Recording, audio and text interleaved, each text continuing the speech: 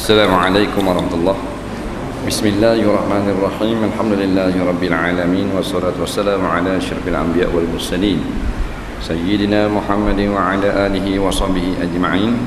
Subhanaka la ilma lana illa ma 'allamtana innaka antal alimul hakim. Wala haula wala quwwata illa billahil aliyyil azim. Qala al-mu'allif rahimahullahu ta'ala wa nafa'na wa iyyakum bi 'ulumihi fid dharain amin ya rabbal alamin. Dan sungguhnya telah diriwayatkan daripada Asma anak Sayyidina Abu Bakar As-Siddiq radhiyallahu anhuma bahawa sesungguhnya ia Asma berkata telah mengkahwin akan daku oleh Zubair, padahal tiada baginya Zubair di dalam bumi ini daripada harta, dan tiada memiliki ia akan sahaya, dan tiada memiliki suatu yang lain daripada satu kudanya dan satu untanya yang mendiruskan kebun, yang diruh kebun. Maka adalah aku memberi makan akan dia akan Zubair, dan aku mencukup akan dia Zubair belanjanya, dan memeliharakan akan dia Zubair, dan aku menambah biji kurma makanan bagi untanya, dan lagi aku memberi makan akan dia unta, dan memberi minum air akan dia akan unta, dan aku menjahit timba kulit, dan aku menggiling akan tepung gandum dan syair, dan aku perbuat akan dia tepung itu roti, dan adalah aku memindahkan biji kurma padahal aku junjung di atas kepalaku daripada perjalanan 2 suluh farsah, 2/3 farsah jauhnya. 1 farsah 3 batu, 2/3 2 suluh farsah 2/3 maknanya 2 batu lah. Hingga menyuruh akan daku oleh bapakku Abu Bakar As-Siddiq radhiyallahu anhu dengan satu khadam perempuan khidmat, yakni bertugas akan daku, maka memadai akan daku dan memeliharakan ia khadam akan daku, maka seolah-olahnya memerdekakan ia hamba khadam tadi akan daku daripada berkhidmat itu. Maka sebaik-baik perempuan itu adalah cita-citanya itu membaikkan dirinya dan memeliharakan badannya dan mengerjakan pekerjaan yang di dalam rumahnya. Baik, kata pengarang rahimahullahu ta'ala, Asma binti Abu Bakar As-Siddiq radhiyallahu anhuma, anak perempuan Sayyidina Abu Bakar, dia cerita, dia kata ayahku mengkahwinkan aku dengan Zubair radhiyallahu anhu, sahabat Nabi, menantu Sayyidina Abu Bakar. Zubair ni orang sesak, dia ada kuda saka, ada unta saka, ada tak tu je ada. Bukan kata unta molek, unta zaman dulu dah. Maka kata Asma ni, Zubair ni bukan Zubair yang mencukupkan belanja Asma, Asma yang cukup belanja. Maknanya dia tampung kekurangan suami dia. Dia ni dia berkhidmat kepada suami, padahal dia anak hartawan Sayyidina Abu Bakar, orang banyak harta, kahwin dengan orang miskin. Isteri pula bantu suami. Jadi dalam Islam ni isteri sunat bantu suami. Sunat bantu suami. Isteri yang kaya tak wajib beri duit ke suami, sunat beri, boleh pahala banyak. Padahal nafkah itu daripada pihak suami, tapi oleh kerana suami itu susah, isteri itu senang, sunat pula atas isteri meringankan beban suami. Cerita Asma ni buat pengajaran bagi maknanya muslimat para isteri. Sebab kita kadang-kadang tak rasa macam dia tak cukup sama.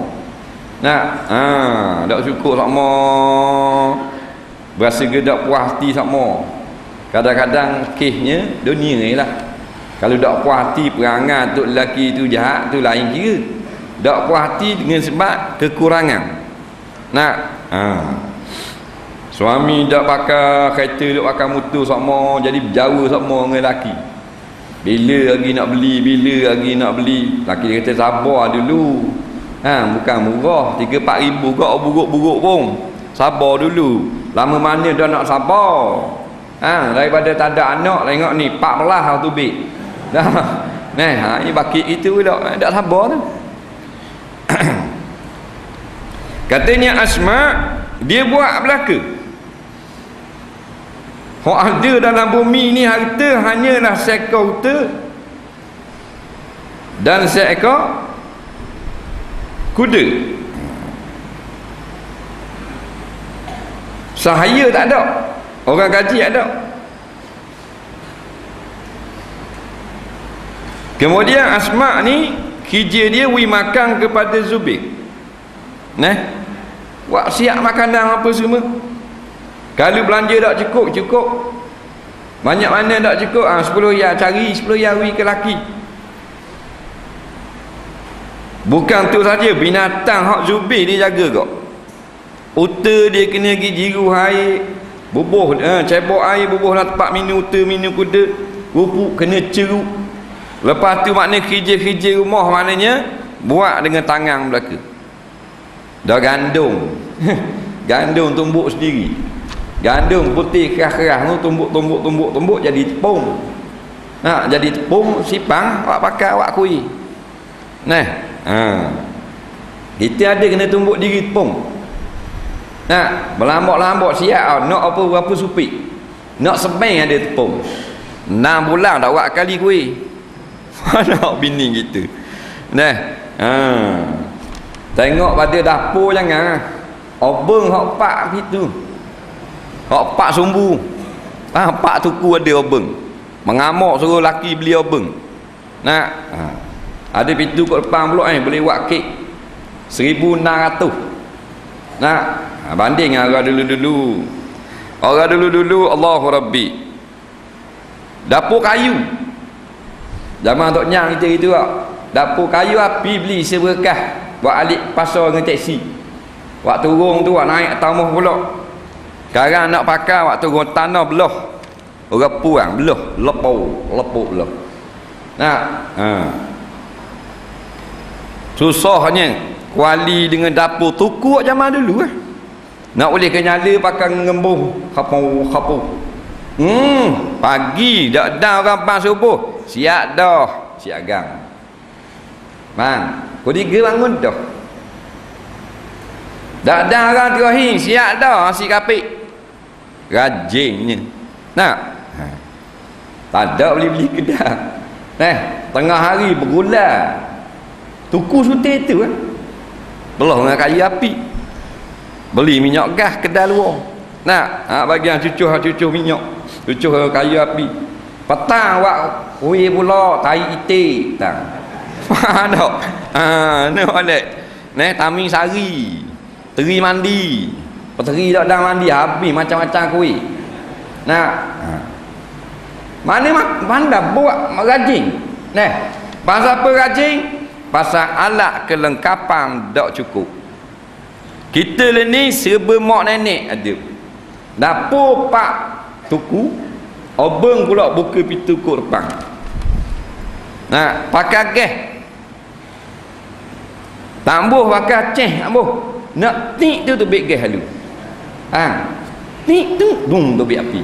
Tengok kuali hak jenis ada telinga, hak tak ada telinga, hak telinga saja kuali tak ada. Hidung ada hidung. Hak ada netuk, hak bakar takar, hak lepeh, pas megi, bulat, renjong, kripu. Dalam kabinet. Hak mesing-mesing kisah lada, hak ni kisah kacang. Hak ni kisah telur, kisah telur. Nak beli belaka ni. Beli, pernah beli. Baru lepas nikah, tak ada buat kuih. Ada buat kuih 4 minggu dah buat kuih. Ada buat kuih. Pinggang berapa set? Pinggang seset 400. Atu kok lah kebok. Gila. Tak. Nampak orang hari ni mari tengok dapur hamba ni buka tunjuk kabinet. Ni benda. Ni pinggang. Ni beseng. Ni kuali. Ni puyuk. Ni beli mana? Ni beli kat London. Ni beli Singapura. Tak ada buat kuih. Dia mesej lelaki dia suruh beli kuih. Tak? Paung goreng RM2. Nasi lemak 3. Dah buat. Hati orang puan dia ni. Yang kita panas mahal belanja. 7-8 ribu lah kau. Kalau rajin masuk macam tak nyang kita tadi, tak apa kau. Nah. 7-8 ribu bawah. Tak buat benda pun. Nasi beli kedai. Nah. Buku masukkan jangan lah. Bagian awak buku masukkan beli belakang.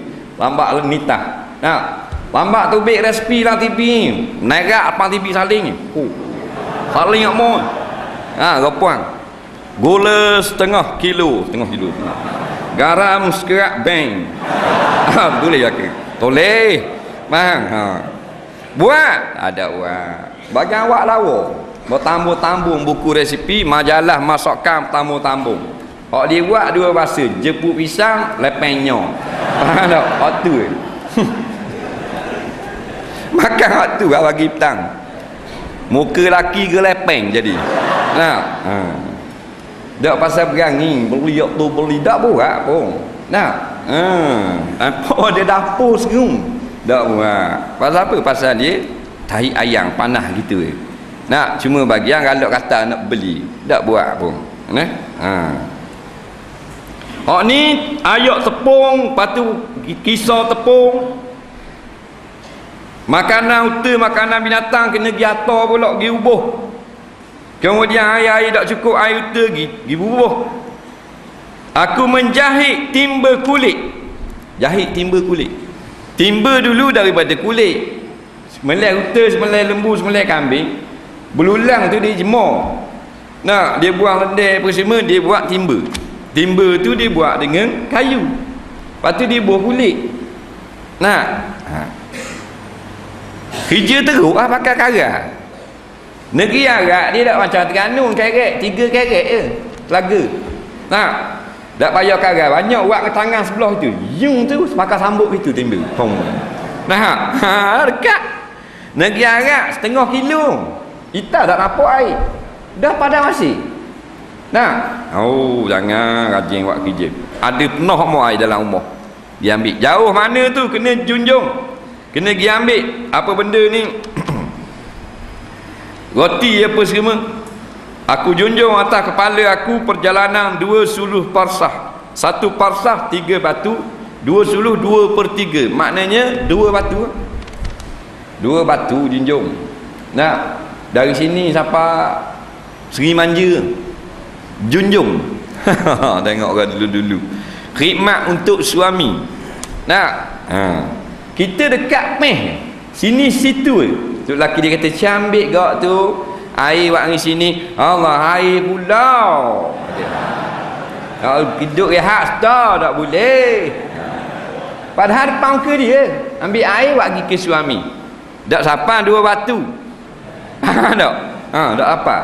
2 langkah. Tak. Sebab apa dia gitu? Nikmat terlampau banyak. Nah, bila nikmat terlampau banyak, maka tak jadi kejeruh harga. Macam kita ni ya. Bila rumah terlampau cerah, tak boleh ngaji Quran. Pasal apa? Terlampau cerah. Nah, orang dulu-dulu pakai pelita lemak je. Lemak lembu tu buah sumbu ceh. Nah, nyala sikit nampak 5 juzuk bahang malam-malam. Bang, 5 juzuk. 5 juzuk, 1 juzuk 20 muka, 5 juzuk 100 muka. Tahu tidur. Nah, kita 4 kali hidup lagi tak baca 5 juzuk malam-malam. Nah, soal khabar sungguh start pada muka depan apa belakang, licin baca. Nah, nawalek cabut selah-selah ada anak buat main, kutik susun balik hatu. Hatu muka surat nak baca surat khabar. Pasal apa? Pasal terlampau cerah, tak nampak yang Tuhan yang beri nikmat. Jadi tak kenang budi. Mak kita terlampau susah besarkan kita, kita pun tak taat kepada dia. Kawan kita belanja kita 5 riyal je nasi sekali, kita taat kepada dia sampai mati. Faham?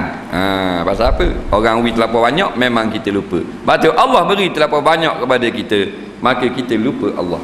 Nak? Tapa jeng tengah garik tadi. Balik daripada tu benda main suara rasa kaki lagi dia tahu kan. Tak, suara rasa. Tak. Bertambur sekali. Parking tu dekat Kerengkong tu, petang tadi tengah hari pukul 3. Dokong anak siapa ke Padang Maziah. Wah, hebat. Nak tengok ada benda. Ada belong dua ti katung. Gitu. Nampak bukan kata orang dia bubuh naga 2 ekor baru temu. Dia tahan kira nak kita tengok kita ada benda. Ada kedai-kedai kita jual selendang. Nak cabutan bertuah waktu habis mari ni ulu puan. Mari. Ni alu alang garik ni hak baru sapa pula hak tolak pukul 6 tadi. Dah baru sapa duduk atas sikit pada kenyir. Mari yang ni. Aku nak lấy vô cầu. Aku nak lấy vô cầu được mày. Faham? No, Padang. Lawa gua ni bodoh. Nah, bukan salah siapa dak tahu ke garik boleh. Nah, apa benda ke cerita? Ni 2 batu khidmat untuk suami. Kalau kita suruhlah bini kita, "Ji, 2 batu." Dia pergi tak? Jalan kaki. Tak pergi. Tak sawak nengung itu lah. Faham tak? Nak buat lebar. Tak perginya. Nah, kita dalam rumah pun tak berapa nak buat. Nah, Allahu Rabbi hebat. Tu kata nak salafus salih. Orang dulu-dulu laki-laki pun hebat, orang perempuan pun hebat. Nak, ini tak ada hebat benda kita. Berat menandang mereka. Maka adalah sebaik-baik perempuan itu ada cita-citanya membaikkan dirinya dan memeliharakan badannya dan mengerjakan pekerjaan yang di dalam rumahnya serta sembahyang fardu yang 5 waktu dan puasa pada bulan Ramadan dan memeliharakan ia akan faradnya dan mengikut bagi suruh dan tegah suaminya. Niscaya masuklah perempuan itu ke dalam syurga Tuhannya. Kata pengarang mula, sebaik-baik perempuan yang terbaik, perempuan yang paling hebat, cita-citanya adalah membaikkan diri dan memelihara tubuh badan. Maknanya isteri yang terbaik hak jaga tubuh badan dia. Nak jaga tubuh badan dia, rohani dan jasmani. Nak jasmani, jaga jasmani, jangan beri sakit kerana nak sihat, nak khidmat bagi suami. Rohani pun dia jangan bagi sakit. Nah, kerana itu tempat tilik bagi Allah Subhanahu wa taala. Perempuan yang jaga badan untuk suami. Batu kata ulama, sunat perempuan itu makan sedikit supaya tiada besar badannya. Bila besar badannya maka lambatlah khidmatnya bagi suaminya. Itu sungguh orang dulu-dulu. Nah, perempuan jangan makan banyak. Makan banyak jadi gemuk. Bila jadi gemuk, khidmat bagi suami lambat. Suruh buat benda lambat sama, biar cergah. Diet orang panggil, diet. Bagus biar cerdah. Jaga badan, jaga keterampilan perempuan. Untuk suami dia. Walaupun orang kampung pun kena jaga. Batu setengah-setengah perempuan jenis hak cerdik, dia pandai jaga badan. Tu bagus kau. Bagus kau bagian melawar ni. Kerana jaga untuk suami dia. Bagus. Hak tak pandai jaga badan kau, ikut sih lah. Ikut sih. Jadi suami tengok, tak kau cetong tu. Tengok muka beleh. Dia pistol lori muka tak. Tak pandai jaga. Dia kita dengan suami kita kan. Perut tak mui naik. Lengang tak mui jadi besar. Nak suruh suami tengok sedap sama. Tu orang pandai jaga body tu. Untuk suami. Pasal dia kita ni daripada hujung rambut sampai hujung jari kaki ada untuk tilikkan suami. Tepat suami tilik. Sebab Tuhan jadikan orang laki-laki dia suka tilik orang puang. Jadi Allah halalkan pernikahan, maka dia tilik isteri dia. Bila tilik isteri dia, isteri tak pandai jaga badan, tak kena, maka suami tilik hak lain pula. Tu cerita dia. Sebab tu bila dah nikah dah seorang lagi, baru nak jaga badan, baru nak jaga diri. Gitu semua. Bila suami dia nikah seorang lagi, baru dia tahu. Akal awak mau lah ni bini tu. Dulu dak layan mana. Masa suami dia kahwin dengan dia seorang, dia buat dak gitu, duduk dalam rumah depan suami kembar katung. Nolek lalu ke depan suami ketuk belepung. Tak ada hal dia. Dengan kuku-kuku dak kerak. Mata-mata muka pun dak mandi kerok gitu. Berat laki dia nikah seorang lagi. Tengok bini tua. Dalam rumah tu mik tinggi. Kelakung. Pakar tu mik tinggi, siap ajuk bayar duduk dalam rumah. Tapi sudah terlewat. Masa ni nah, kalau kita pandai jaga, ada anda jaga, ada dia orang lelaki. Kan Haji? Dengar sedih. Kalau sebut bab ni buat duduk apa? Betul tak? Dah isteri buat dak kita, cari seorang lagi ke mana? Dak dah. Dak lah maknanya kalau isteri buat dak. Buat dak layang. Orang lelaki gua nak kira. Ni kau orang lain pula. Begitulah. Dia perempuan ni macam kereta kita lah. Main start dah hidup. Tak. Main tekan sekinar tu baik wiper. Lepang. Duk kiranya nak trainingnya. Tak. Kalau dak training pun beli hak lain, hak tu bolu pagar. Dah bendanya speed. Tak. Jadi faham tak perempuan ni? Faham tu. Jaga diri, jaga keterampilan, jaga badan. Pandai jaga, suami tak nampak dah orang lain. Tunggu. Khabar sama tapi tak buat. Kita tanya suami-suami hak isteri dia mari dengar kat kita. Dia kata buat tak? Pasal nampak orang hari mau masa kuliah muslimat tak buat Instagram ustaz. Pergi saja je. Tak buat. Angguk jangan time kuliah muslimat. Gitu pula. Tak buat. Tak buat Instagram kau puang kau. Menawak semua. Buat lah. Petua. Kita pandai jaga, orang jaga kita. Tak pandai jaga, maka orang lupa kepada kita. Itu saja. Jangan sampai terlewat. Jaga badan dan menjaga diri dan mengerjakan pekerjaan yang di dalam rumah serta sembahyang fardu 5 waktu. Buat kerja dalam rumah yang paling afdal. Jalan makan angin tak ada salah, tapi kerja terbaik suri rumah. Kata kerja benda ndak kerja duduk rumah, la ilaha illallah, duduk saja gitu, dak masuk tu kerja tu. Dak kerja ni duduk dengung duduk atas buah tu baru dak kerja. Suri rumah tu pekerjaan, profession yang paling tua, yang paling mulia. Inilah tugas ataupun jawatan isteri-isteri Nabi, isteri-isteri sahabat dan isteri salafus soleh. Yang paling hebat suri rumah. Bela suami, bela anak. Paling hebat. Lepas tu kalau kita rasa kita boleh tanggung dah isteri kita, suruh dia berhenti kerja. Faham? Biar dia masuk jawatan yang paling tinggi, iaitu suri rumah. Kita balik dia ada, balik dia ada. Ni balik tak ada, balik tak ada. Tak jadinya. Dia nak khidmat bagi rumah kan?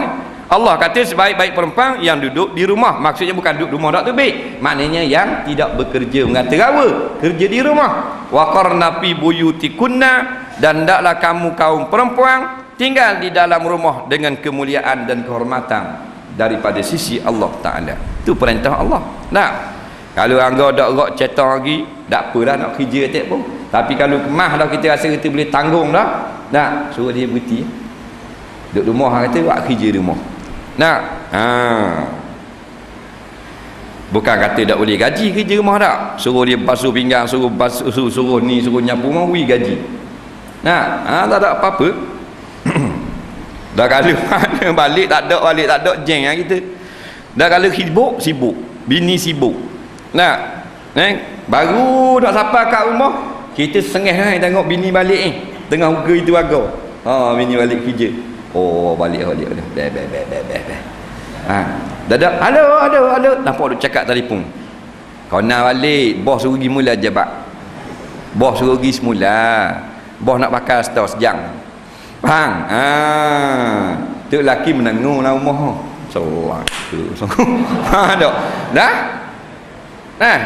Kau memang sepandang aku. Khidmat untuk suami. Betul. Tak cukup makan tak apa. Cukup makan dah tak payah. Biar tak boleh berhutang kursi, tak boleh berhutang mana dapur gas pun. Nak anggap cukup makan hak hajat tak apa. Kita tanggung pula. Kita jadi gentleman. Dak gerak lagi tak apa. Dua-dua orang kerja. Gerak dah, kita jadi gentleman pula. Nah, duduk rumah. Nah, aku tanggung. Dan puasa pada bulan Ramadan dan melainkan akan faraknya, makna tak zina, dan mengikut bagi suruh dan tegur suami ni cari masuk perempuan itu ke dalam syurga Tuhan ni. Sebab itulah pahala yang paling banyak dapat nisbah bagi jantina sebenarnya kepada orang perempuan sama banyak nisbah akhirat, tapi kerja dunia lebih pada perempuan. Semayang perempuan 5 waktu, kita 5 waktu kok, sama pahala. Nah, tapi dia banyak kerja. Dia mengandungkan anak. Kita mengandung anak, Syekh. Orang lelaki mengandung? Tak ada. Banyak mana Tuhan beri pahala mengandung. Pregnant. Nah, bila dia tiup roh ke dalam tubuh badannya, ketika janin itu berumur 4 bulan, dia mari lugar. Nah, sebab roh tu jelira kok lalu kok tulang, kok lendir, kok daging. Dia jadi macam genak mutah. Puan. Sakit, ada jadi makan tak sedap, jadi berasa nak mutah. Nah, boleh pahala. Baru 4 bulan anak dalam kandungan. Faham? Boleh pahala banyak. Pasal apa? Jadi sakit. Orang panggil dia mak mutah tak mau. Alohang.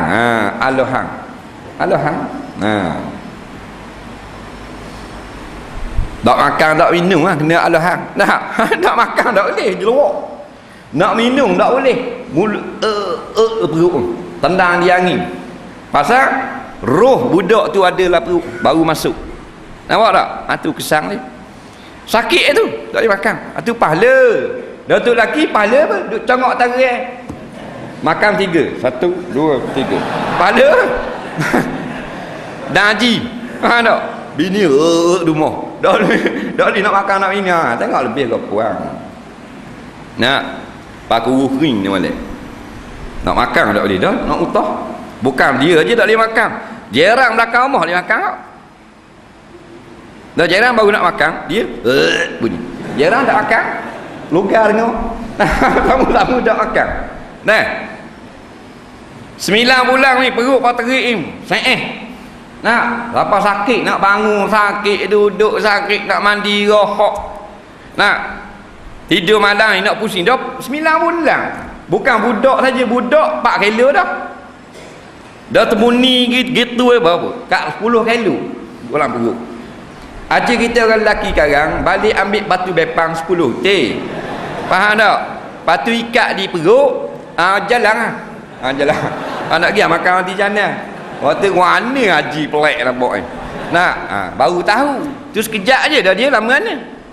Nak balik tidur ni perut nak suruh jatuh lek ni. Bang tolong kau tolak kek perut. Tolak. Berat. Nak. Tu pahala banyak. Beranak, nak boleh ke beranak anak daripada pukul, daripada garik panggil Tok Bidang siapa ke tengah malam tak terbit lagi bergelewak dalam rumah. Tok Bidang tak akan nak pisah 3 kali gulung sirih Tok Bidang. Nak Tok Bidang kata kita balik dulu nak mari esok pula tak zakat dah. Susah pahala. Esok mari pula Tok Bidang pas subuh mari pula pisah nak suruh tubik tak tubik dah Tok Bidang beranak. Tok Bidang pun sampai bulan tau. Nah deh rohoknya rapuan tu. Tu cerita dia. Kita tiapa dalam nak beranak tu panggil mak dia. Dia ambil mak tengok nani nak beranak. Nak beranak dah. Po gatal rumah. Suruh mak dia tunggu. Dia ambil jarang sakut di motor. Lalu ambil upang bolaga tu. Tok Jembar. Syum. Nak. Gelama. Ngai gelama bini nak beranak.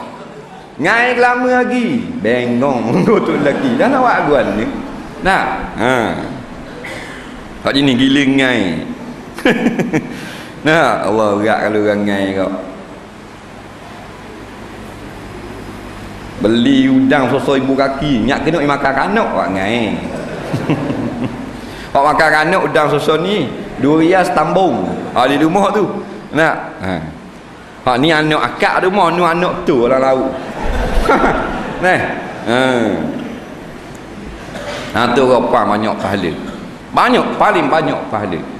Beranak dah pula. Nak macam nak mati. Nak molek mati, banyak pahala. Bertepik menolong panggil mak ayah. Beranak wi kopek pula. Nangis malam bangun mak, banyak pahala. Nak boleh ke besar. Besar pula nana pula anak kerja tak ketu kerja dah. Hak ni dalam 3 tahun 2 tahun dak akak nak ambak. Kau pandai berlari. Nah, hak jenis pula rapat-rapat pula. Tok lelaki jenis jual kopi jatang. Faham tak? Ada kedai tu kedai ni memang power. 2 tahun 3 kali beranak. Sehung-sehung jaga. Faham?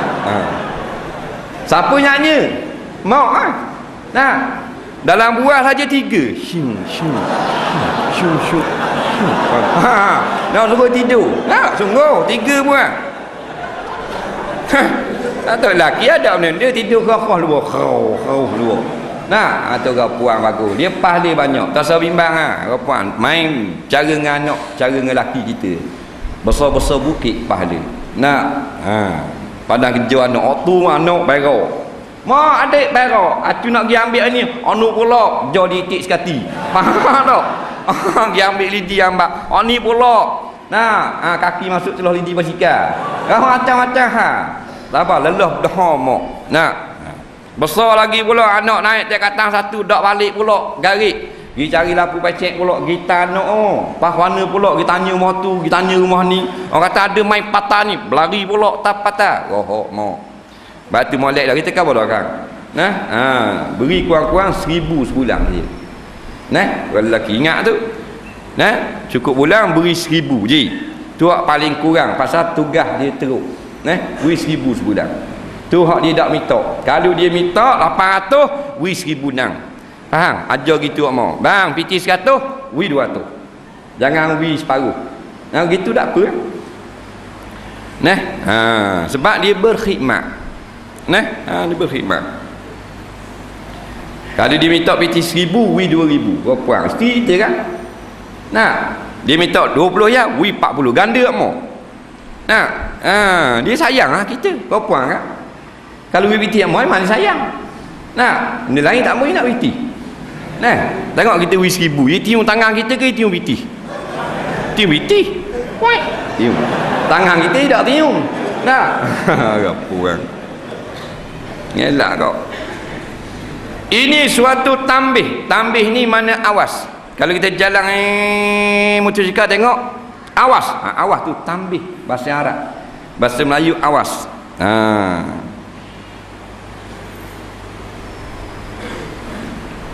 Pada menyatakan kebinasaan atas laki-laki yang mempunyai isteri sebab berkahwin. Habis dah orang puang. Nak cerita tentang orang lelaki pula. Macam janji itu kan. Orang puang dulu kena, ni orang lelaki pula. Oleh kerana orang lelaki pula, kita sambung bulan depan. Apakah orang Islam yang menentang perjuangan Islam atau tidak bersama dengan perjuangan Islam? Macam mana penyembelihannya? Bolehkah kita mengikut sembahyang ni? Atau boleh dijelaskan secara terperinci? Berkawan dengan orang kafir apa hukumnya? Kerana jika dijemput menghadiri majlis perkahwinan mereka ataupun ada kematian di kalangan keluarga mereka, bolehkah kita lawati? Baik. Orang Islam wajiblah maknanya menyokong apa saja kerja-kerja yang nak memberi kebaikan kepada agama Islam itu sendiri. Sebab tu bila ada jamaah Islam, wajib atas orang Islam kena sokong. Sama ada sokong itu dengan memberi undi ataupun memberi sumbangan ataupun dengan doa dan seumpamanya. Apatah lagi dengan apa namanya, dengan titik peluh. Wajib. Tak kira sama ada kerja Islam itu berupa menegakkan negara Islam ataupun kerja-kerja yang remeh saja tapi kerja Islam. Benda-benda kecek-kecek saja. Sebab tu dia ada fardu kifayah. Fardu kifayah ni maksudnya bukanlah kalau tak payah buat. Maknanya nak menyedarkan kepada masyarakat bahawa perlunya diselesaikan perkara tersebut. Tentang kematian seumpamanya. Dia berlaku kematian. Jadi kita diasuh. Siapa-siapa yang sempat maknanya menguruskan mati ni. Itu juga dikira sebagai apa benda ni? Kita menyokong kerja-kerja Islam. Orang nak buat surah, kita tak boleh dah sokong orang yang tak mau buat. Dua kumpulan, satu nak buat surah, satu tak mau buat. Kita wajib sokong orang yang nak buat surah masjid. Gitu juga dalam keadaan sekarang politik, satu jemaah nak mengembalikan Islam, nak mencegah kemungkaran, satu jemaah lagi kita tengok dah mereka membiarkan kemungkaran bermaharajalela. Maka janganlah kita sokong. Kezaliman pun kita nampak di depan mata, rasuah yang berleluasa. Kita pergi sokong juga golongan ini, makna kita menyebelahi pihak yang salah. Maka wala tarkanu ilal ladzina zalamu fatamassakumun nar. Jangan tebeng kamu duduk sokong hatimu kepada orang yang zalim, pasti kamu akan masuk neraka.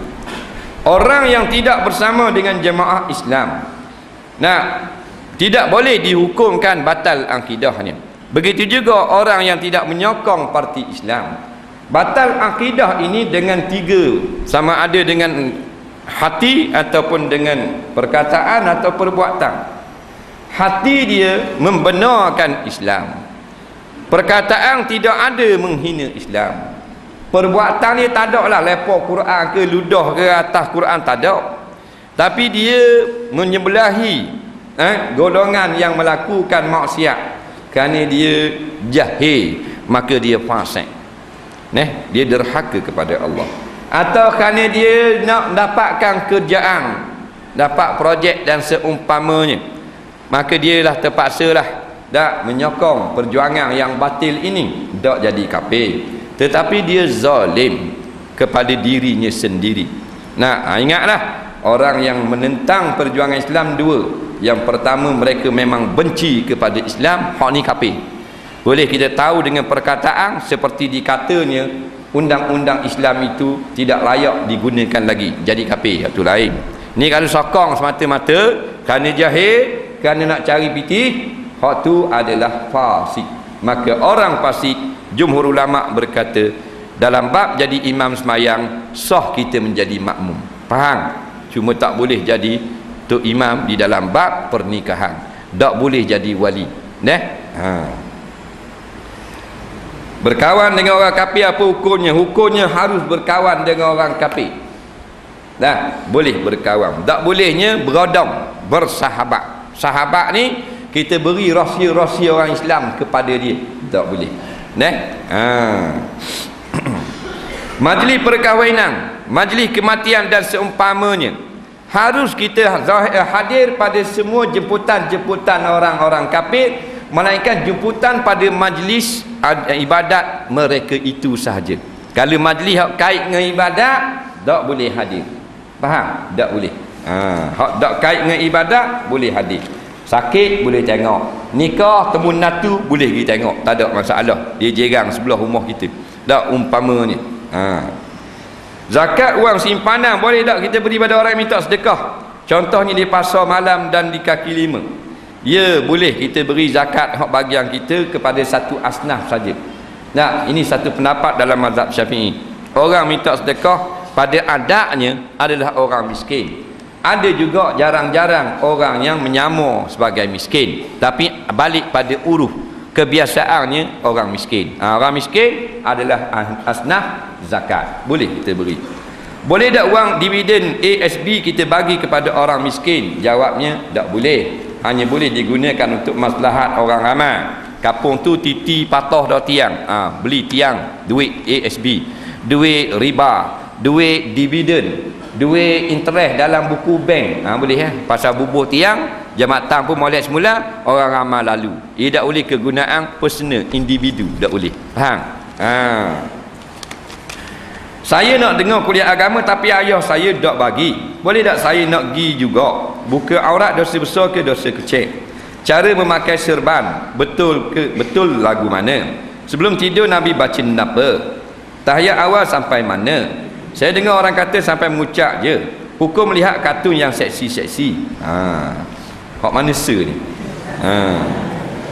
Dia nak pergi kuliah agama, bapak dia tak bagi pergi. Boleh pergi ke tak? Jawabnya, asalnya ayah wajib ajar anak ni fardu ain. Fardu ain dalam ilmu i'tiqad ataupun tauhid, ilmu fiqh dan ilmu akhlak. Tapi bila ayah itu tidak mampu mengajar anak, diharuskan ayah itu menyuruh anaknya pergi mengaji dengan orang yang tahu, seperti kuliah-kuliah atau ulama. Maka wajib hukumnya dalam fardu ain, bila ayah tak bagi kita belajar ilmu yang wajib, maka tidak berdosalah anak itu belajar juga.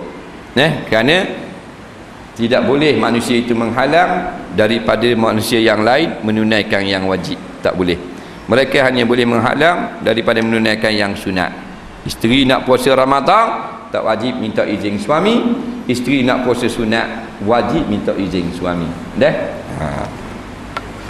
Anak nak pergi ke benda hak sunat atau benda biasa, nak pergi pasar minggu, ayah tak pergi, tak boleh, derhaka.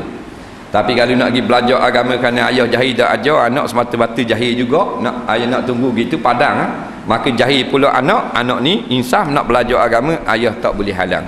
Kalau pergi juga ayah marah, anak tidak derhaka, ayah telah derhaka kepada Allah. Cara memakai serban yang betul lagu mana? Tidak ada pun gambar sampai kepada kita lagu mana rupa serban. Cuma Nabi ini disuka orang pakai serban dalam keadaan kemas. Kerana dalam sejarah Nabi pernah membetulkan serban beberapa orang sahabat. Di antaranya serban Sayyidina Ali karramallahu wajhah. Sayyidina Ali dipakai serban wak lereng gitu. Nabi pun tegur. Tak, Nabi ikat semula, Nabi pakai kemas dan Nabi keluarkan ekor antara belikat. Jadi serban yang paling afdal ialah serban yang kemas kemudian ada ekor. Harus serban tak ada ekor, tapi yang paling afdal datang dalam hadis ada ekor. Tapi ekor jangan lebih daripada 1 hasta. Sepanjang-panjang ekor 1 hasta saja. Masa tidur Nabi baca menapa? Nabi banyak baca bacaan-bacaan di dalam tidur, sebagaimana yang datang dalam hadis. Ada Nabi baca doa, ada Nabi baca ayat kursi, hadis yang berlain-lainan. Ada hadis yang lain Nabi baca surah Al-Mulk sebelum tidur. Dalam hadis yang lain Nabi baca surah Al-Qiyamah sebelum tidur. Jadi berbagai-bagai bacaan. Mana-mana yang kita baca, hukumnya boleh pahala belaka. Di antaranya bacaan doa nak tidur. Kalau sekolah tadika dia ajar. Doa nak tidur. Ingat tak Haji? Hak sekolah tadika itu. Doa nak tidur. Tak ingat dah. Ke Haji tak rajin tidur. Bismikallahumma ahya wa amut. Tu hak budak-budak tadika. Dengan namamu ya Allah aku hidup dan aku mati. Tu paling kurang kita baca. Tapi kalau nak ringkas dan padat, kita baca 3 kul. Ni untuk orang hak tak ada amalan ni lah. Ada amalan kau pandai lah, hak tu dia banyak dah. Baca 3 kul. Kul huwallahu ahad, kul a'udzu birabbil falaq, kul a'udzu birabbin nas. Baca surah Al-Fatihah. Lepas tu baca pelindung daripada sihir. A'udzu bi kalimatillahi tammati min syarri ma khalaq, amin syarri syayatin wa an yahdurun. Dan seumpamanya. Bila nak tidur tu kata Allahumma aslamtu nafsi. Sampai kepada habis mengucap asyhadu an la ilaha illallah wa asyhadu anna muhammadar rasulullah. Ingat juga yang kursi pun tak apa. Baca kuliah pun boleh juga. Mana-mana bacaan semuanya baik belaka. Jangan tidur dalam sembang dengan bini gitu. Dalam belah-belah sembang dah bunyi gitu. Dalam sembang tidur. Tayat awal sampai kepada mana? Tayat awal sampai kepada Allahumma salli ala Muhammad. Sampai situ. Hukum melihat katung yang seksi, hukumnya kalau katung tu hukumnya dosa kecil juga. Soalan seterusnya, apakah hukum penggunaan perkataan Allah bagi agama kafir?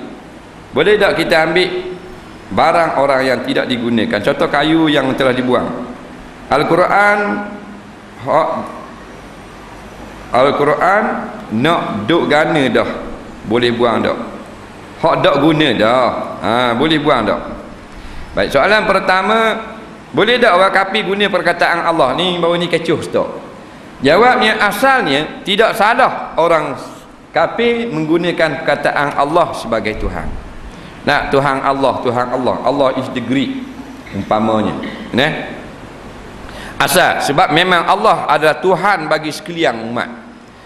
Agama Buddha Tuhan Allah. Orang yang agama Majusi, Nasara, Yahudi, semua agama kafir, Tuhan dia Allah. Cuma dia jahil, dia tak kenal Allah. Duk kata ke Tok Pekong.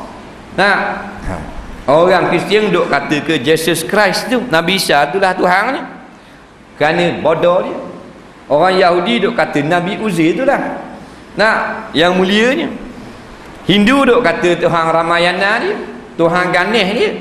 Dah, semua agama Tuhan dia sebenarnya Allah Ta'ala. Kerana Allah Tuhan bagi manusia ni. Allah ini ilahun fis sama' wa ilahun fil ard. Tuhan bagi segala penduduk di cakrawala tu, Tuhan juga bagi segala penduduk di bumi. Tuhan yang sebenar. Cuma manusia dak aku, nak kerana engkar dan kerana bodoh. Jadi asal tidak salah semua agama kafir menggunakan lafaz Allah sebagai Tuhan. Tetapi apabila imam pemerintah melihat bahawasanya penggunaan perkataan Allah oleh orang kafir itu ada unsur-unsur jahat, maka mereka boleh mengeluarkan fatwa melarang daripada penggunaan perkataan Allah. Faham lagi? Itu dia dipanggil aridi. Asal boleh, tapi kalau niat yang tidak baik, macam sekarang banyak persatuan-persatuan Kristian dia gunakan perkataan Allah. Di antaranya inilah jarum nak tarik muda-mudi Islam yang jahil tentang Islam supaya mereka tertarik dengan agama Kristian. Sebab banyak menggunakan Tuhan Allah, Tuhan Allah, Tuhan Allah. Dia cocok sikit lagi, oh tu sungguh dia juga Kristian, Tuhan Allah juga. Mudah nak perdaya. Jadi itu kena serah kepada imam pemerintah. Imam pun beri arahan tak boleh, maka hukumnya haram. Nak ditarik balik arahan boleh, hukumnya harus. Itu ya. Soalan seterusnya,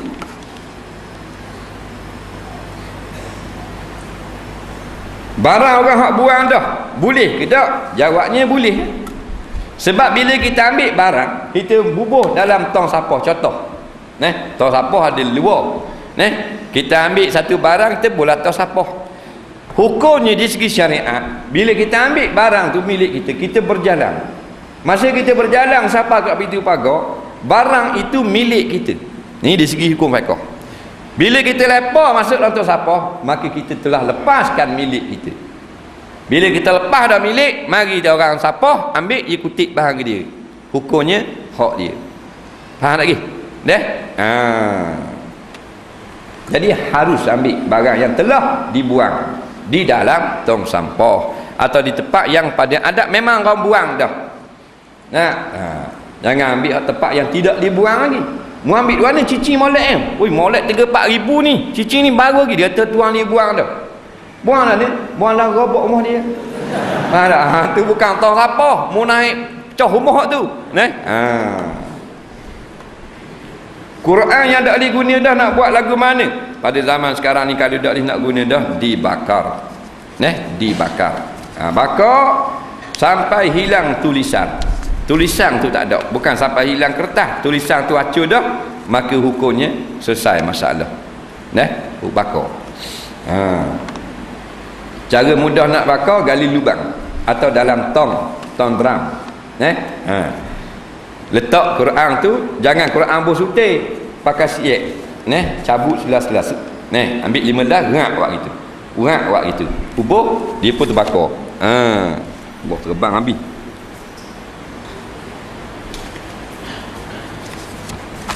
Hangus.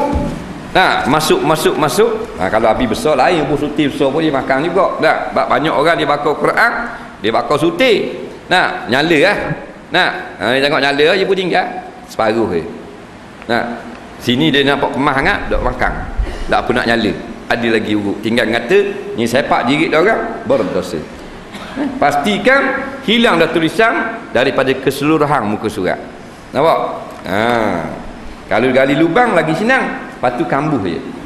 Sunat kambuh tu pada tempat yang orang tidak lalu. Tapi kalau orang lalu juga tak berdosa. Sebab hilang dah hukum Quran bila hilang tulisan.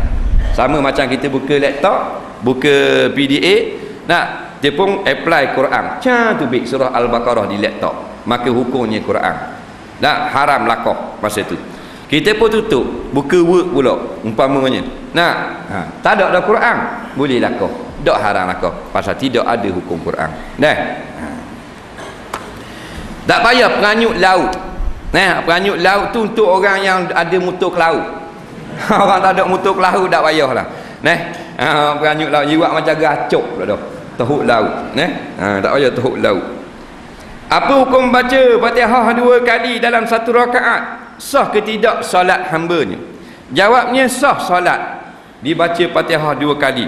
Bahkan kalau kita rajin, kita pergi baca 400 kali pun sah juga. Cuma perbuatan itu adalah bid'ah. Faham? Kerana Nabi baca sekali sahaja. Macam mana tip nak cepat hafal doa? Dia ni orang manusia ni ada jenis cepat hafalan, ada jenis lambat hafalan. Jadi kalau jenis cepat hafalan, kita baca berulang-ulang.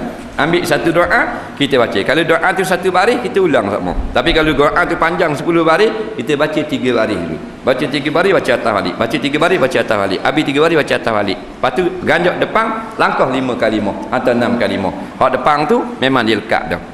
Biasa lagu tu. Tapi kalau kita orang benar, 8 patah pun kat 8 minggu. Jadi tulis, letak di almari. Kalau kita baca doa nak tidur, letak kat kepala katil. Baca nak tidur kan, bila nak tidur baca. Esok nak tidur baca pula. 3 bulan ingat 2 baris sahaja. Siapa yang digambarkan sebagai orang yang muflis di hari kiamat kelak? Orang yang muflis, orang yang ada amalan di dalam dunia, ada pahala semayang, pahala haji, pahala dengar, pahala jihad, pahala zakat, pahala korban, pahala umrah, pahala derma, pahala sedekah, tetapi dia melakukan kezaliman.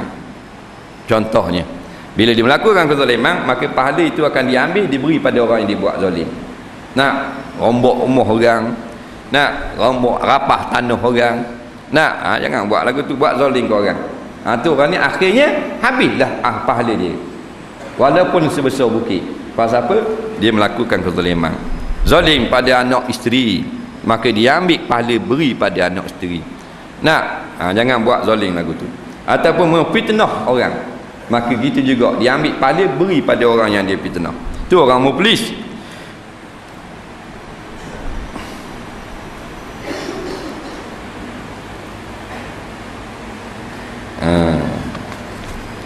Apa hukum seorang laki-laki bergambar berduaan dengan perempuan yang bukan mahram dan bukan isteri? Hukumnya makruh. Bolehkah seorang pemuda berbasin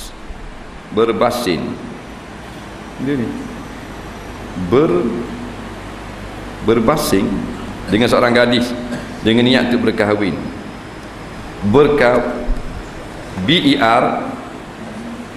Berkasih. K tak pun macam gas poket K. Berkasih.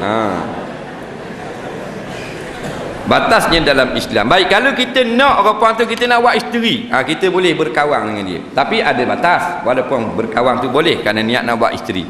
Kita boleh pergi kepada dia, rumah dia, boleh bercakap dengan dia, ditemani oleh mahram. Kita boleh bawa dia pergi keluar daripada rumah pun kena ada mahram. Pasal apa? Pasal kita nak jadikan dia sebagai isteri.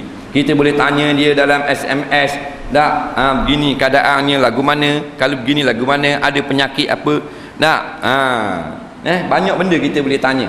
Pasal dia seorang perempuan yang kita niat nak buat isteri. Dan kalau kita tengok dah sekali, nak tengok pula, boleh tengok pula. Sebab ulama kata boleh tengok berulang-ulang kali, hatta walaupun dalam keadaan tidak diizin sekali pun.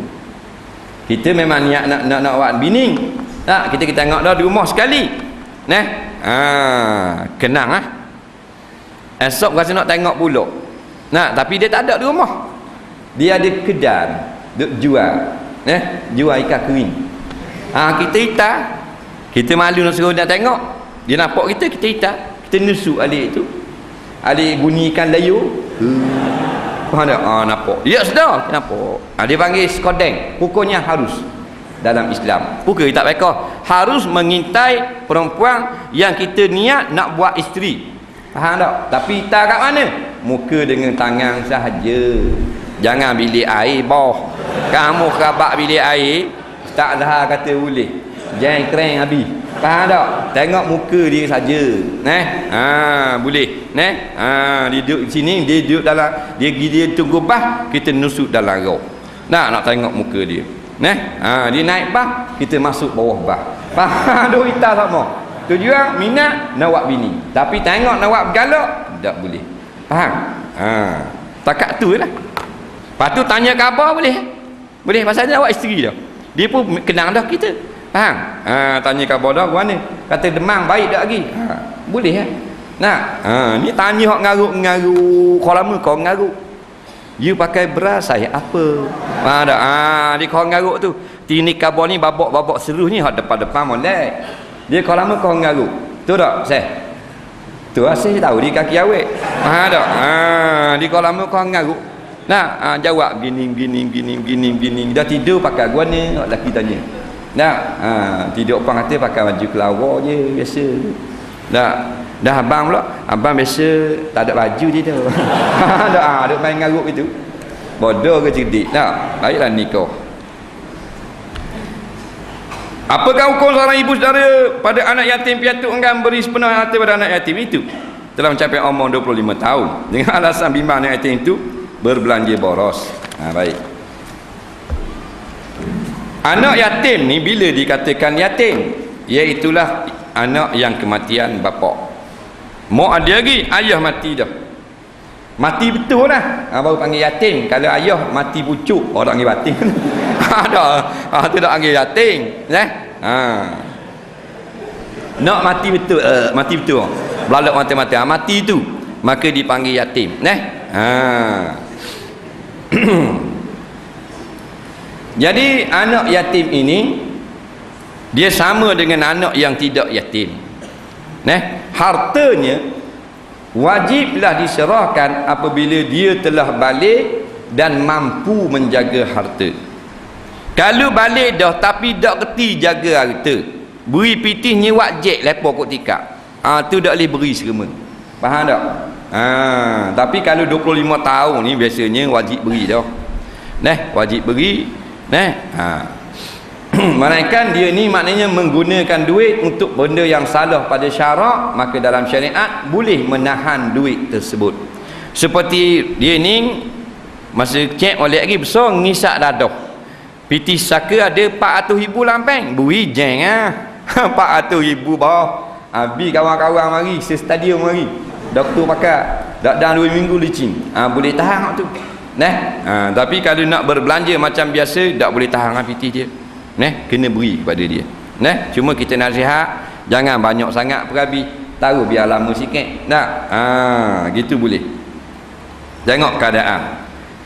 Boleh tak kita lepaskan lembu atau kambing merata-rata? Jawabnya boleh. Jikalau merata-rata itu di atas tanah kita sendiri. Boleh Kalau naik atas jalan raya tak boleh, sebab bila kena langgar mati orang. Siapa nak bayar dia? Elok ke kambing. Kalau naik atas kereta orang kalau sebab takir dah kawan tu baru beli protong sagar baru. Protong sagar baru oleh ni orang sebagus protong sagar tu tak? Pungguh khipung. Protong sagar baru tu. Dah mari kat tu makan puluk buat takir. Dah buat takir kambing, faham? Kambing buat takir. Rembo tu. Naik atas bonet. Naik atas bonet. Nya parking bawah pokok pelang, bawah pokok asam Jawa. Daun asam Jawa kambing ni jangan main macam ikan 3 rasa.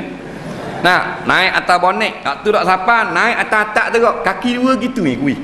Berkala-bala habis ni bekas kambing. Siapa nak ganti? Cak balik 3-400 tak cukup. Kaki kambing bukan pakai stokeng, mesti naik. Faham tak? Berkala habis. Itu masalah. Jadi masalah bila membawa kepada masalah tak selesai, Islam syadduz zara'i. Dia kerak sudah kurung. Kena kurung. Nah, apa hukumnya dan apa yang perlu dibuat oleh seorang makmum yang terlupa sok sama ada sudah baca surah Fatihah atau belum? Bila dia syok, aku baca ke tidak lagi Fatihah, sama berat. Nah, hukumnya tidak baca lagi. Tapi kalau lintasan saja jangan layan. Lintas saja lah mari. Baca ke tak lagi Fatihah? Laluang saja. Nah, syok ni dia kemah. Berat dalam tu. Memang kemah. Baca ke tak lagi. Baca ke tak lagi, tak putus dah. Tu syok. Lalu saja baca tak lagi, khatir pasal layan. Bila syok tu balik. Al-aslu al-adam. Asal adam, tak baca lagi. Nah, bila tak baca lagi, berdiri semula daripada rakaat, baca Fatihah, rakaat semula.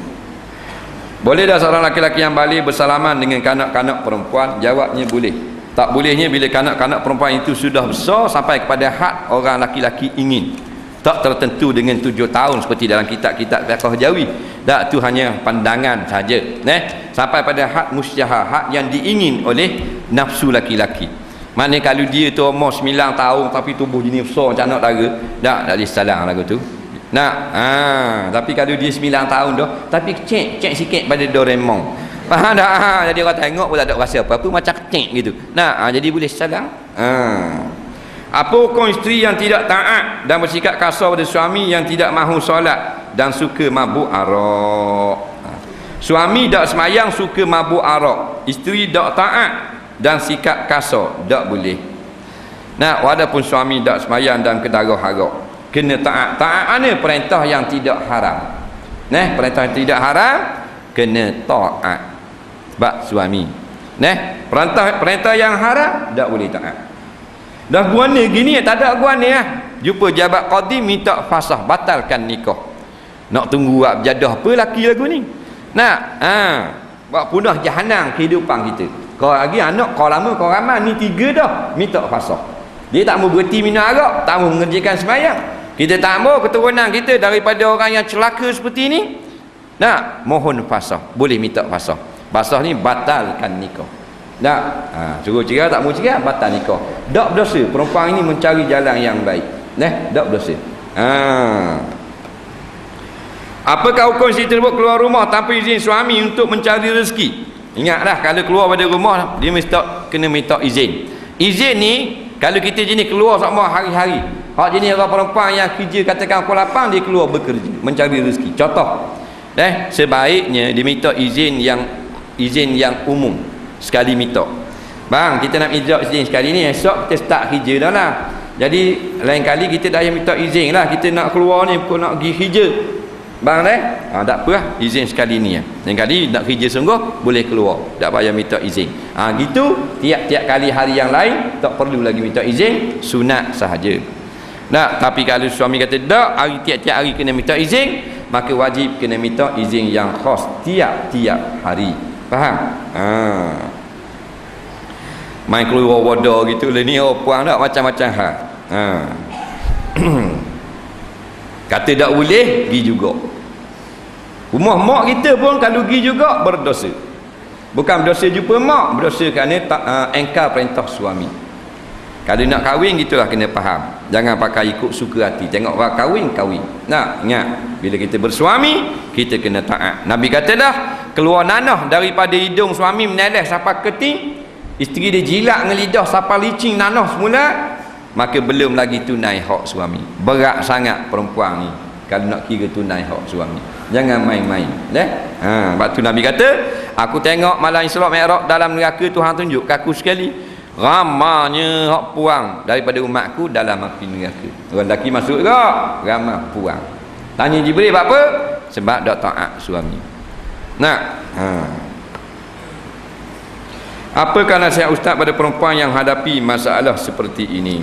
Tak ni kan boleh dah. Kalau kita fikir dah, suami kita memang degil, minum arak, dadah dan sebagainya, kita fikir, kita nak bersama dia lagi dah. Nak bersama pun kena taat pada perkara yang tidak salah lah. Kalau mu tak mau sama dah, dia nak cerai, tak ada salah. Kata abang cerai, kita tak suka lah. Nak duduk dengan orang lain pula, nak duduk seorang pula. Dia pun cerai, selamat, dah jumpa qadi. Pasal apa? Kita kerana agama. Kerana kita benci tu kerana agama, tak apa.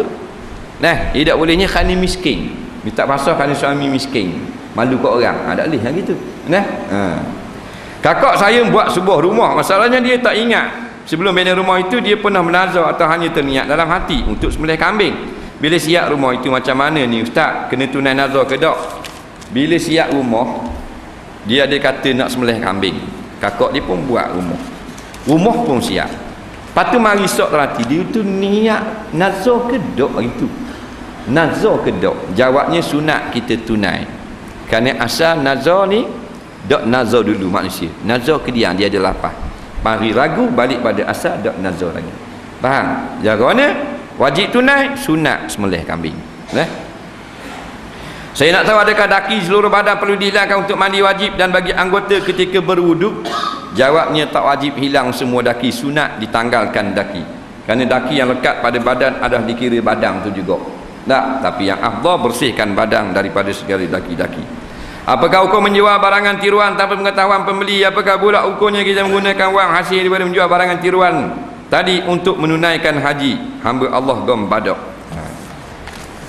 Baik, dia jual barang tiruan, lepas tu orang pun beli tertipu, orang ingat hak asli, hukumnya haram. Hukumnya haram. Tapi orang tahu dah memang barang tiruan. Nak pada adab, sebab dia jual jam Rolex hak baru, harga RM300.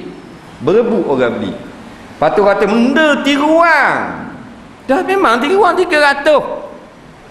Nak kalau hak original Rolex paling kurang 10,000. Tu lain kan. Tak payah khabar ni tiruan ni 300. Tak payah khabar, pasal uruhnya orang reti lah. Tapi kalau barang tu orang tak tahu, orang duk ingat ke barang tu barang hak asli, dijual barang hak tipu, brand hak tipu, dibuat atas nama yang sama, maka hukumnya haram. Pergi haji Tuhan tak terima daripada sumber yang haram. Saya keliru, boleh tak kita, boleh ke tidak orang perempuan datang haid baca ayat Quran? Ada ustazah saya kata boleh baca tapi niat zikir, tapi ustazah yang lain pula kata tak boleh walaupun dengan niat zikir. Saya nak tanya sebab biasa kat sekolah akan ada hafazan, jadi saya was-was nak baca ke tidak, minta penjelasan. Baik, jumhur ulama mengatakan orang perempuan yang haid nifas tak boleh baca satu ayat daripada Quran melainkan zikir seperti bismillahirrahmanirrahim ayat Quran, tapi niat nak baca bismillah kerana nak makan nasi, pakai baju dan seumpamanya, maka jangan niat baca Quran harus. Atau bersin dia kata alhamdulillah tu Quran, maka waktu bukan niat baca Quran tapi kerana zikir, tak apa. Tapi jangan niat zikir satu Quran dibaca sejuzuk niat zikir, jadi kerana dia bukan zikir lagu tu. Kemudian mazhab Maliki saja yang mengatakan perempuan yang haid membaca Quran, harus tanpa memegangnya saja, baca saja. Jadi perempuan-perempuan yang hafizah yang menghafal Quran boleh dia taklid pendapat mazhab Maliki untuk mengulang Quran ketika dalam haid tanpa menyentuh Al-Quran. Baru-baru ini ustaz saya cakap lepas baca tahiyat akhir, iaitu lepas ayat fil alamin innaka hamidum majid kena tambah selawat atas Nabi, sebab dia kata ayat tu bukan bacaan tahiyat yang sepenuhnya, kena tambah selawat baru lengkap. Minta penjelasan. Jawabnya tidak lagi perlu selawat depan dah. Selawat depan dah. Asyhadu an la ilaha illallah penghujung tahiyat. Wa asyhadu anna Muhammadar Rasulullah. Allahumma salli ala Muhammad wa ala ali Muhammad kama sallaita ala Ibrahim wa ala ali Ibrahim wa barik ala Muhammad wa ala ali Muhammad kama barakta ala Ibrahim wa ala ali Ibrahim fil alamin innaka hamidum majid. Tak payah lagi selawat. Dah baca apa? Baca doa sebelum salam. Kerana Nabi masa ni dah Nabi baca doa sebelum salam. Bacalah sebarang doa. Kalau kita tak ingat juga, Allahumma arhamni atau Allahumma maghfir zunubi. Lepas tu assalamualaikum warahmatullahi. Aisyah kata Nabi tak pernah tinggal baca doa sebelum salam. Bukan selawat, baca doa. Apakah hukumnya bercakap mu aku dengan mak kandung sendiri? Jawabnya harus. Jikalau mak dia yang suruh cakap mu aku.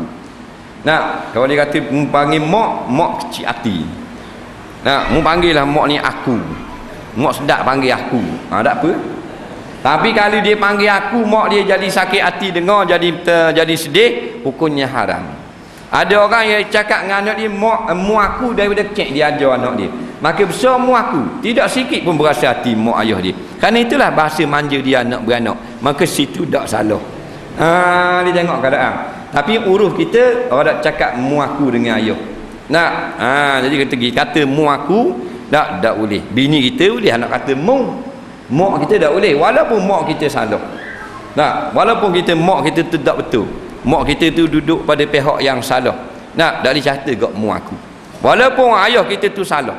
Kita nak tegur ayah kita hak berahi main nama ekor. Jangan kata mu ni benda main nama ekor mak. Jangan kata gitu. Nak, kata benda main nama ekor sok mak daddy ni. Boleh tahan kira. Nak, lembut sikit. Di dalam mana? Dalam teguran ada gula. Nampak? Dia makan sikit ni mu. Ayah nak berhenti tak boleh. Jangan cakap gitu. Setengah orang kata bawa anak ke masjid untuk semayang tak sah kerana tak cuci-suci yang belum akil balik, kotor kerana belum sunat. Tolong jelaskan.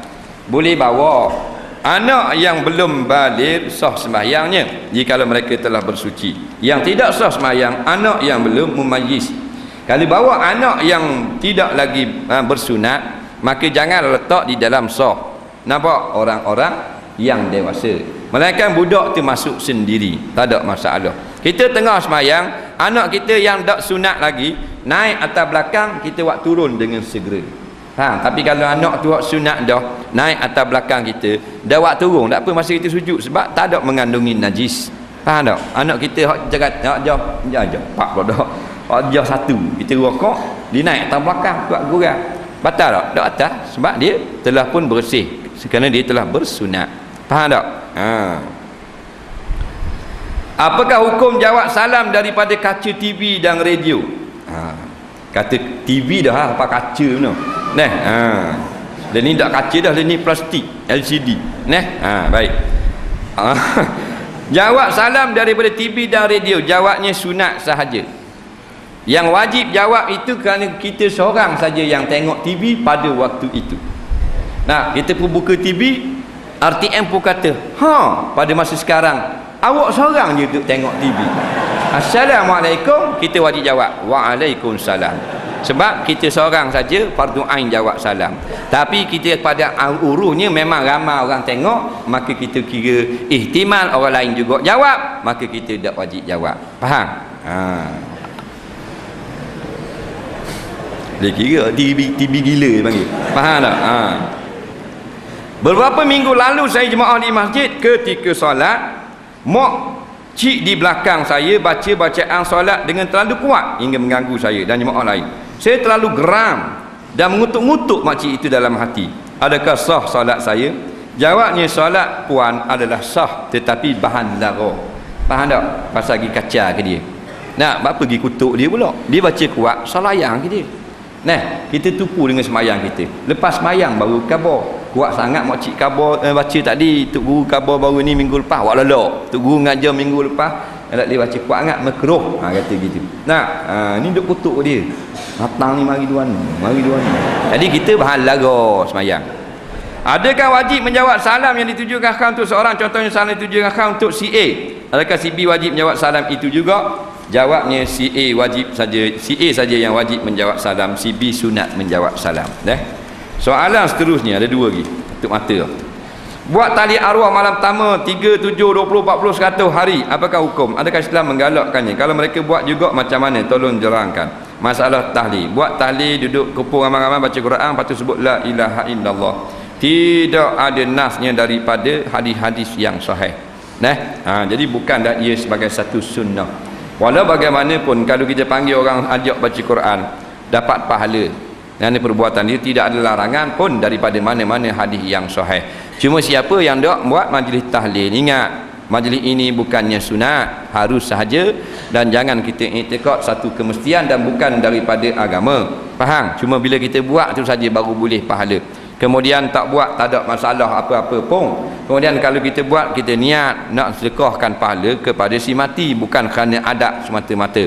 Dan tidak ada ditentukan 1 malam, 7 malam, 3 malam, 1 malam, tak ada berlaku. Kita rasa nak buat arwah, buat arwah. Tak rasa tak mau buat, tak ada masalah. Yang paling afdal kita beri makan korang. tahlil pun apa, panggil beri makan. Malam ni tak ada tahlil, tak ada, makan saja. Kita niat beri makan ke orang tu sedekah kepada ibu bapa kita. Nampak? Maka jumhur ulama kata siapa? Tak mesti kata la ilaha illallah, tak mesti baca ayat kursi. Tak? Beri makan ni. Bak perempuan tu kata mak saya mati dah, saya sedekah ke orang, molek tak? Siapa dak ke mak? Nabi kata siapa? Lagu mana? Beri orang minum air, Nabi kata. Maka kita panggil orang mari di rumah, beri makan. Air dia lah kalau.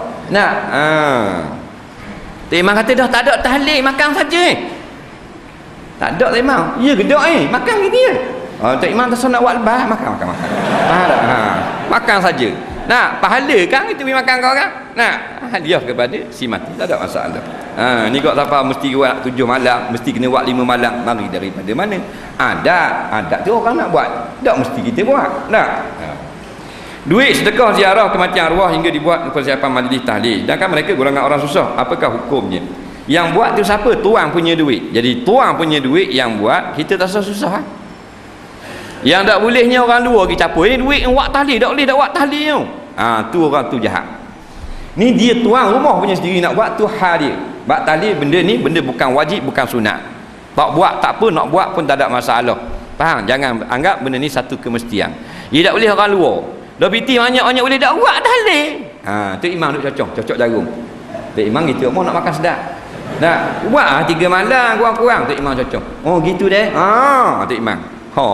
Malam 3 gitu terbeh. Nasi minyak tu imam. Jangan kacau hak orang. Dia nak buat hal dia. Duit tu orang beri untuk dia. Bukan untuk buat tahlil, untuk meringankan beban dia. Tiba-tiba dia kata dia makan cukup dah. Dia nak buat tahlil ke? Tu hal dia. Bila seorang itu meninggal dunia, roh mereka akan balik pada jemaah dan malam-malam tertentu untuk melihat keluarganya. Betul ke tidak? Betul juga menurut hadis yang dhaif. Tapi bukan hadis yang mutawatir, berarti tidak masuk dalam akidah. Siapa yang tidak percaya tak ada masalah. Cuma sebut dalam hadis yang dhaif, ada roh yang dibenarkan Allah kembali kepada rumah. Jadi nak cerita tak ada masalah. Tapi bukan satu kepercayaan dalam akidah. Bukan masuk dalam rukun-rukun iman yang 6 perkara. Faham? Cuma kerana hadisnya itu lemah. Tapi tak salah kita nak cerita. Apakah cara yang paling baik Allah untuk menerangkan roh mereka daripada seksa, azab kubur sementara dibangkit semula daripada mahsyar untuk dihisap semula dosa dan pahala? Apa yang datang kepada kita, Allah ajar kita supaya kita memohon keampunan. Rabbana ighfir lana wa li ikhwanina allazina sabaquna bil iman. Wahai Tuhan kami, orang-orang ni Tuhan puji, mereka selalu berkata, wahai Tuhan kami, ampunkan kami dan nenek moyang kami yang mati dulu daripada kami. Maksudnya kita tolong banyak minta ampunkan orang-orang yang telah mati. Faham? Itulah cara yang terbaik daripada nas Al-Quran. Apakah hukum seorang itu mencantikkan gigi seperti meletakkan pengikat bagi asalnya gigi dia tak comel, dengan letak pengikat ini untuk tempoh yang tertentu giginya telah tersusun rapi dan memang nampak kemah. Tidaklah ini mengubah ciptaan Allah? Mohon penjelasan. Ulama-ulama mutaakhirin berfatwa kalau gigi orang jongang tubik sepel luar, gigi rayak repang kali nak makan pun susah. Nak tutup dah mulut tubik gitu lagi. Nak macam gitu pak. Jawabnya boleh pakai penarik gigi. Tapi gigi comel dah, nak comel lagi ada ulama mengatakan haram pakai besi. Faham? Jadi kecacatan tak ada masalah, dibolehkan. Bila banyak kereta saya perhatikan ada pemandu lain yang penting diri sendiri, seperti bawa kereta melebihi garisan tengah, parking makan jalan. Apalagi marah punya pasal. Terkadang tu saya maki juga pada pemandu seperti ini. Adakah saya berdosa kerana maki dia? Sedangkan saya bukan nak maki pada tuang punya, tapi saya nak maki perangai yang ada pada orang. Perlukah saya minta maaf pada dia? Jawabnya dia dengar tak? Kita jenis maki bukan maki dia, maki seorang. Jenis nak masuk kanan wis kena. Kita pun siang nak masuk kiri, siang dia pun masuk kiri. Tak? Ada gitu. Dia wis kena nyala dek kanan, memang nak masuk kanan. Kita pun masuk kiri. Sah dia pun masuk kiri. Ada 3 suku.